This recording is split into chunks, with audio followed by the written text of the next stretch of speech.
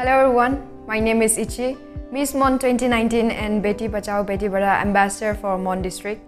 I feel proud and privileged to be a part of this program which focuses on the growth of a girl child.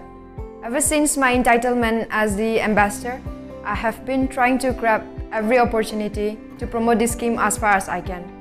Under the support and seminars organized by the administration, the literacy rate of girls has also increased immensely in the past few years. Many platforms were made available to many girls by the administration, including me through this scheme. With the endless efforts made by the administration, the scheme has also managed to reach almost every corner of Mon District. I wish that this scheme will keep on expanding and inspire more people for the betterment of our society. I would like to conclude with a quote by Kofi Annan: "There is no tool for development more effective than the empowerment of women."